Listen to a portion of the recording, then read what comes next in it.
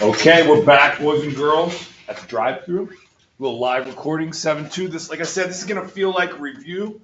Similarity, transformations. You kind of already understand both these things now. Remember, similar things have the same shape, but can have a different size.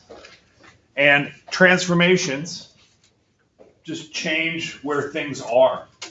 So honestly, all of the transformations create similarity, right? Even if it's congruent, they're still similar. So we're just going to have to go through some review of some notation. This is just asking you, could you apply a composition, so more than one, of transformations to get ABCD onto, so I think the answer is yes, they do appear similar.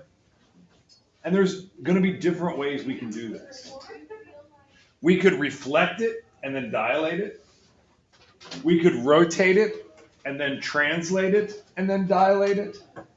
And that's basically the gist of what we're doing here. So I'm going to try to help show you guys how to use this interactive mode. But let's look at this one first. This is just about helping you guys with notation.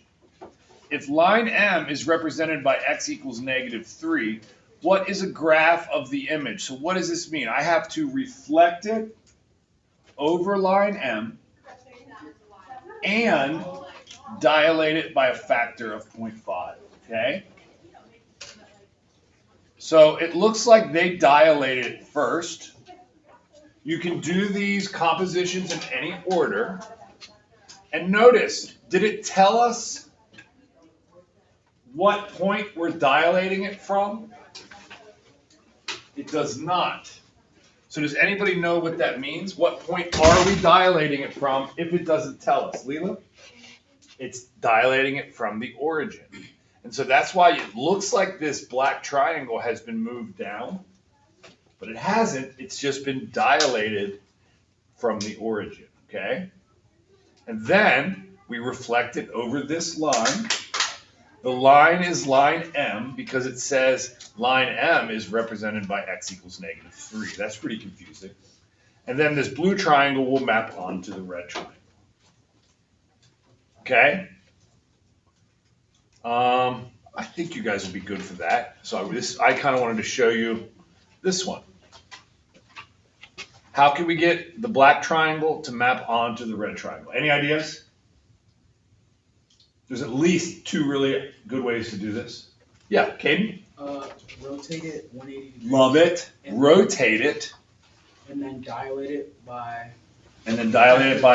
Yeah, factor 2 is a good guess. In fact, you're right. Probably transform it, like transformation. Yeah, I don't know that we will have to transform it, but we might. I think we'll know that once we dilate it. But that's so well said, Caden. Anybody else have a different idea how we could do this? Yes, Hallie? Once over the y-axis and then once over the x-axis, and maybe. And then dilate it again. I totally agree. So, and I think both of those are good ways to do it, and there's not one that's better than the other.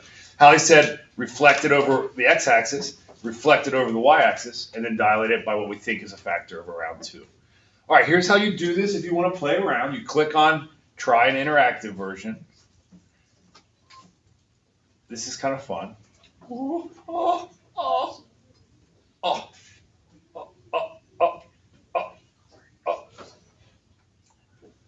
That looks good. Okay. Bang. There you go. Okay, so you were right. And that's the options they give us on that one. But we could have, Hallie, I think, done it your exact same way. This is just reflecting one over a line that's not vertical and then translating it. I think you guys will be good on this. Scale factors, I think you guys got that.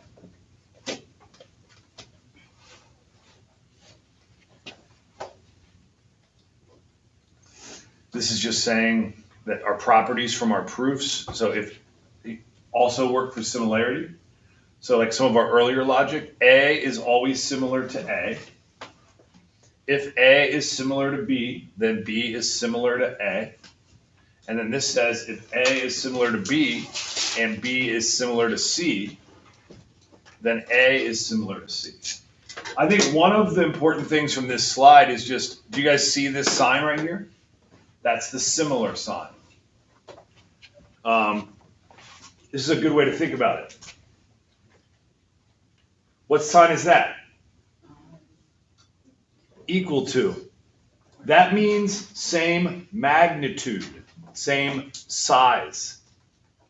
What sign is this? Similar. What does that mean? Similar. Same shape. So now maybe you understand what that means. What's that mean? Congruent. Same shape and same size. They threw that symbol in earlier, but they never told you what similar meant. So we kind of learned that out of order. Okay? Are circles similar? All of them. They're all the same shape. This is just telling you that the scale factor between circles is the scale factor between the radiuses. Does that make sense?